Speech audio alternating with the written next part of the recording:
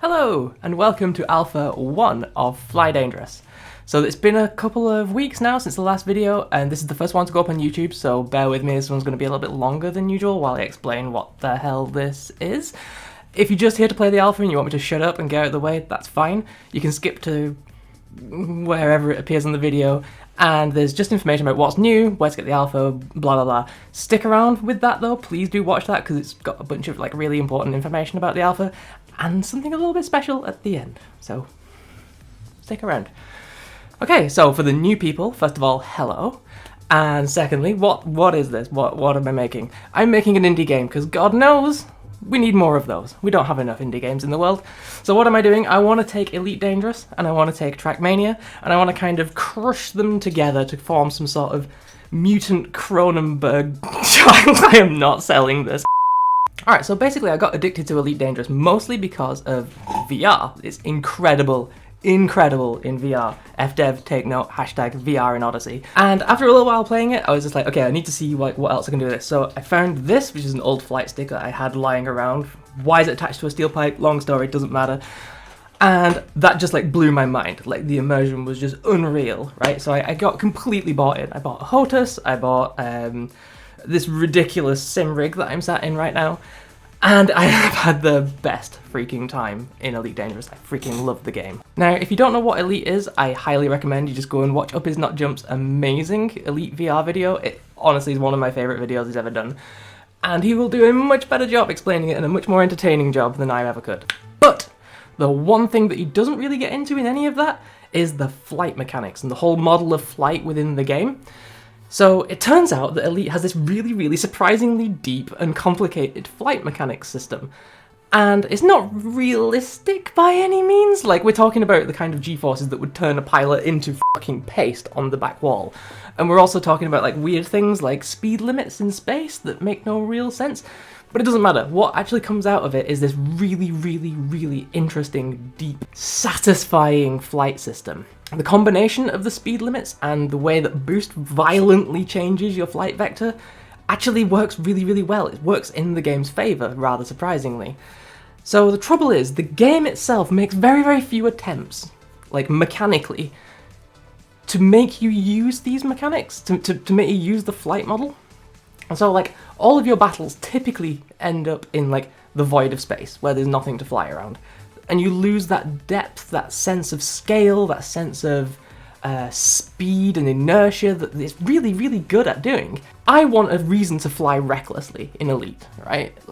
I want a mechanical reason. I want a reason for the game to encourage me. That's not just CQC, which is basically Elite's deathmatch, that is sadly not that popular, even though it's really good fun. I want in-game systems to encourage me to fly like an idiot, to fly close to things, to fly drifting around things, to go through narrow spaces, anything that can really add to the sense of speed and adrenaline that the game actually can deliver if you go out and search for it.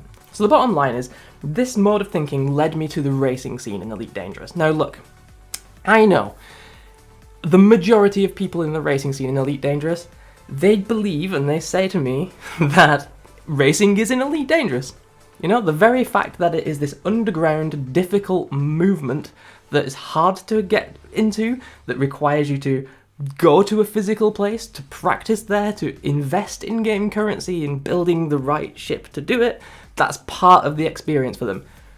Cool, I'm so down for that, right? That's fine. But to say that Elite is therefore a racing game is a bit of a stretch to me, frankly, because there are no mechanics in the game at all. In fact, I would go as far as to say that the game is actively hostile towards racing, frankly. Now, that's not a blight against Elite. Elite's a great game. I love it to pieces. But it's just not a racing game. I mean, if you want to go down that route, Elite is a musical rhythm game because you can tap on the side of your steering wheel when it plays the music when you enter a station. It's not. It just isn't, right? It's got to the point now where the more I think about it, if you ask me to name a game that is less mechanically suited to being a racing game, apart from the fact that there are vehicles of some description in it, I would struggle to beat Elite Dangerous. Even SpongeBob on the PS2 has a speedrunning scene. You can't speedrun Elite. There is no end state. We are talking hundreds of hours of investment to get into anything, never mind the racing scene. Very quickly, to get into racing, you're going to need the finances to buy and outfit the ship in-game currency, of course. You're going to need the finances to pay for all the rebuys for every time you crash it, which will be a lot. You're going to need to invest hundreds of hours in unlocking all the engineers and all of the components that you need to engineer the ships to make a racing-worthy ship. And then after all of that, once you've done all of that, you've then got to actually physically organize something. So you've got to fly across the solar system, which is massive, by the way, and find the right spot on a planet, usually some GPS coordinates that are shared in some mysterious forum post or some Discord server somewhere. And then you've got to remember the course yourself and learn it. Now that's cool if you're into that, no problem. But you have got to put many hours into that. Like, you can't sit down and have a quick session of it, right? Now, if you're going to play Elite and you're like, I want to play Elite, I like the flight, and I just want to play some racing, boy, have I got news, because you are going to be in for a 500-hour loading screen. Now, look, the interesting thing to me is the fact that people are willing to put in and pile on all of this effort to go through something like this, to organise the races, to get the ships in the right places, to metaphorically crawl through glass. This says to me that there's a spark. There is something really special here, right? Special that nobody else is able to even experience, and that sucks. But that makes it worth exploring, okay? So let's quickly switch gears and talk about Trackmania, right? So now, I've been inspired by this guy, virtual? I actually can't remember. He posts regular Trackmania content, and it's bubbled up to my YouTube feed, and I've become completely enamored with it. Now, this is a game that I thought was just like this dead game from 13 years ago. Turns out it's got a really big active community, and is actually really, really still popular. And people are still like breaking records and making videos and having multiplayer sessions and leagues and stuff. That's awesome how active that community still is. Now, I realise that the thing that's kept that going isn't necessarily their game. I mean, obviously it is, but there is a whole bunch of scaffolding holding it up around it, right? There's a whole bunch of tooling that has been built for it. We're talking like leaderboards. Any custom map, doesn't matter, or in-game map has a leaderboard. Every entry in that leaderboard has a ghost, so you can see exactly how they've done it. You can race against them. Every ghost can be viewed as a replay, or, as I say, affects your split times. There is no reason why we can't have this with like tournaments and stuff in our very own hyper-specific niche of the internet, right? So look, I guess what I'm trying to say is, if you're into the flight mechanics of this like 6-year-old space game and the racing mechanics of this 13-year-old game, boy, have I got the game for you, friend. What the fuck am I doing? Alright, so the planned features are racetracks with leaderboards and ghosts, simple user-generated content, VR support, because, you know, massive VR nerd, and support for damn near every single input device under the sun, because you guys have some insane control schemes. So like the meat of my time recently has been spent making sure that it supports every like combination of things like mouse and stick and virtual VR joysticks and all sorts of crazy crap that people use. So if any of that sounds fascinating at all to you, then please hop on the Discord and let's have a chat. There's an alpha linked below. If not, well, it was nice chatting, and you can f*** off now. Bye. Are they gone? Are they gone? They f***ed off? Okay, cool. Let's talk about what is new this week. So, the first public alpha. Oh, exciting! Before we dive in, let's quickly talk about what the alpha is, and more importantly, what it isn't, right? I need to set expectations here, because, you know, this is entirely a feedback alpha. I want mechanical feedback. I need to know if the flight mechanics feel right. I need to know if I'm covering all the bases with the input bindings. What it isn't is a finished game, like by any stretch of the imagination. There's like one test racetrack and like an infinite generating world, right? You can go into the world, you can fly around, and it just keeps going, and it's got a seed, right? There is so little content-wise in this game. It's basically a hooning simulator, if you've ever heard of hooning in Elite Dangerous, which is fine if that's what you're into, but if you're into like racetracks, you might be disappointed. Again though, stick around for the end because there's something interesting there as well. Alright, let's quickly dive into the game. Okay, so the first thing you're going to want to do when you get into the game before you do anything at all is jump into the options, make sure all of your settings are correct. So the Newton's Gambit people, you're almost certainly going to want to turn off Flight Assist by default. I could do with some feedback from people that do use Flight Assist, because it definitely isn't there yet, and I need to do a little bit of thinking and a bit of thought about how it works in Elite. But basically all that does, for people that don't know, is if you let go of your inputs, if you stop doing something in a certain axis, then the game kind of takes over and tries to level you out. So if you're in a mad roll and then you like let go of the roll controls, it will try and level it and put you back to where you were. As I say, very basic, very rudimentary at the moment. I could do with as much feedback on that as possible. If you use mouse and keyboard, this is on by default.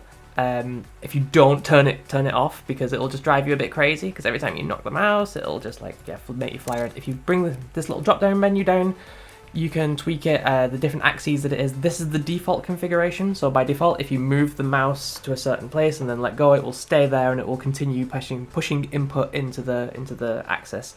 You can turn it onto relative, which I think works better without Flight Assist, and then it's more like a first-person shooter. Like if you set this to yaw and that to pitch, then it's that way and that way as your mouse, and you make sure that they're both relative, then it's more like an FPS, right? But the default in Elite is that, so I just left it as that. Cool. The gamepad and joystick axes. These are full range axes, so this is like your flight controller, your flight stick, your throttles, your stick on the controller. I think by default these are like the default ones, the left and right stick on a control pad. Those are all the prime ones. The secondary ones are all unbound, so you can add whatever you want onto these. If you want to bind something to this, you can click it, it gives you an interactive rebind, you can move like an axis on your thing and it'll do it. And you can click this to reset it to the default, you can press delete to undo it, and you can press escape to cancel. So if I go into this one and I press delete, I've got unbound my throttle, and then I can move my throttle and I've set it again. Cool.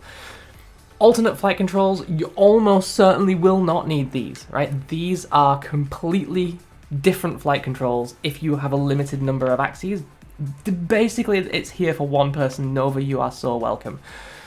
If you're using a control pad, for instance, and you only have 2 sticks, but you've got 6 axes you need to deal with, there is a button that you can bind to swap between the 2. As I say, you'll almost certainly not need it, but it's there, right?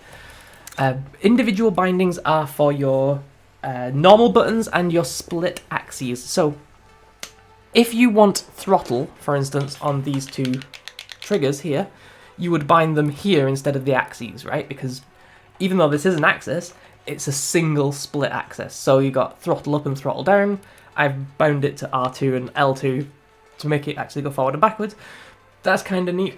Anything that isn't a axis will operate as a button. So if I press W, throttle will be 1, and if I press S, throttle will be -1.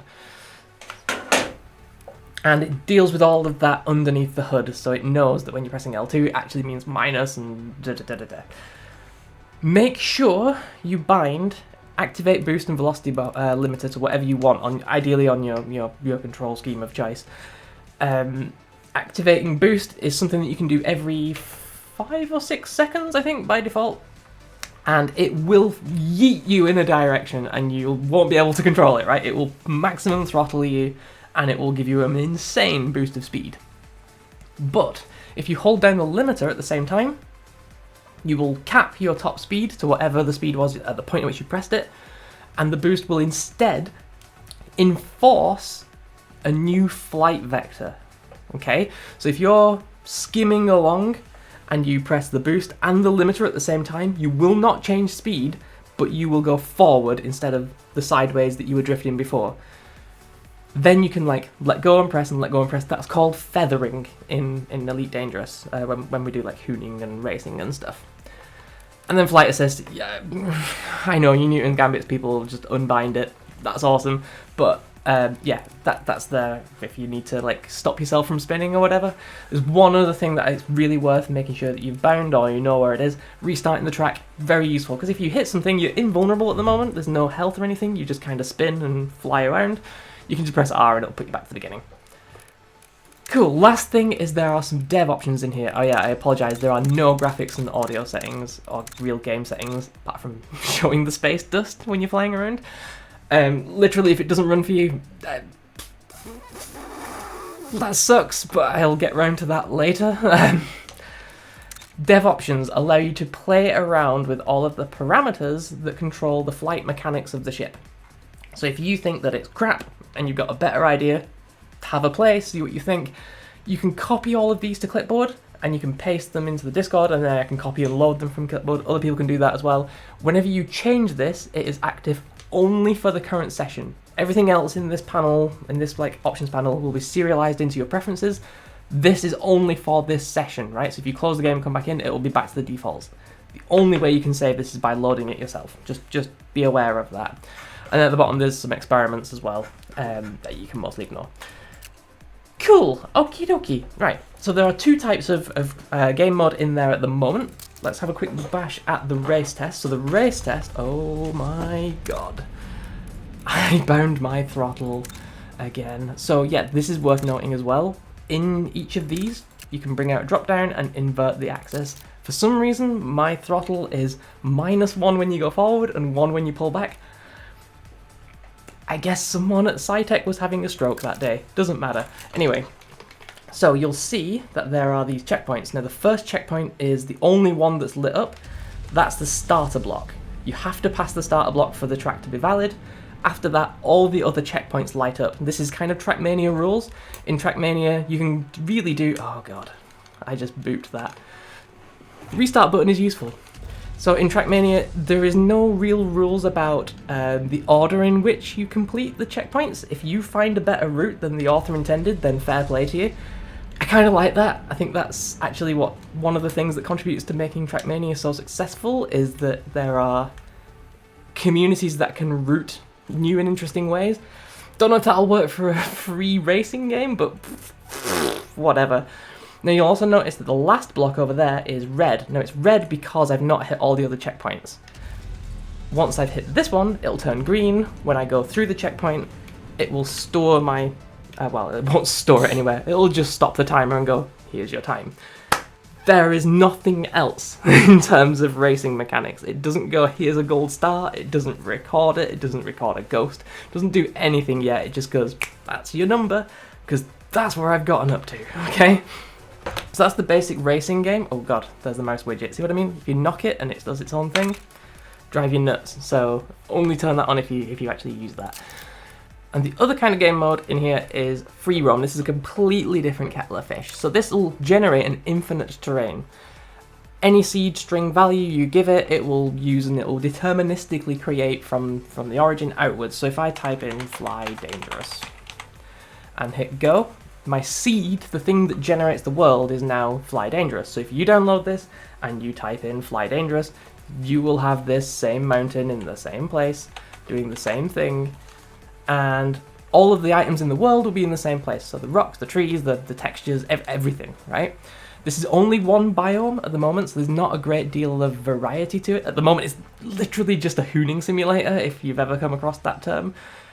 Just fly around and be a hooligan and have fun, right? Like, because there's not much else to do in this world. But the interesting thing is, if you find something that is cool, or you find something that is an aberration that perhaps shouldn't be like that, ow, why, come on, then you can actually share that location and seed with me. Now to do that, let me just drop down onto the ground. There. Perfect landing, beautiful. So, when I pause it, let me just move my lovely face out of the way. In the bottom left hand corner, you'll see this copy location to clipboard. It does exactly what I just said. So I've copied it to the clipboard, I can quit to the menu, and when I go into here, I can paste that into here. It changes the seed to reflect the thing that I've just put in, and when I hit go, hopefully I should be on the ground with all the trees and the rocks in the right place.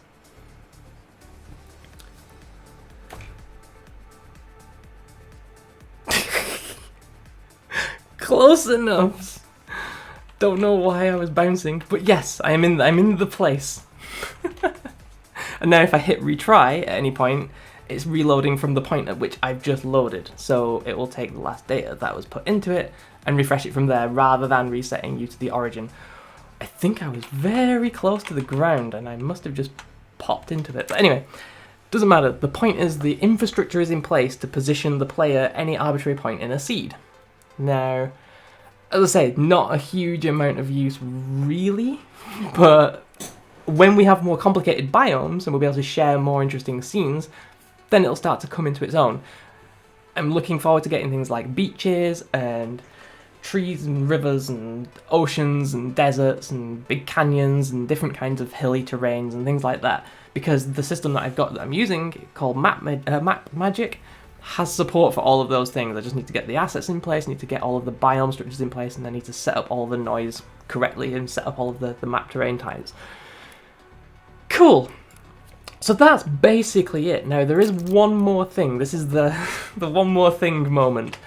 So if you go into the Discord and open the daily race channel, you can copy a daily race every day. So what this does is it's pretty much exactly what you've just seen, except it also includes some checkpoints. So that means we can just paste this world in here. You can see it's updated the seed. We click go, and it's going to generate a terrain, deterministic terrain, and it's going to position a bunch of checkpoints that I have manually hand placed for now. That means every day we can have a new challenge on the Discord. We can all have a little like mini race or whatever.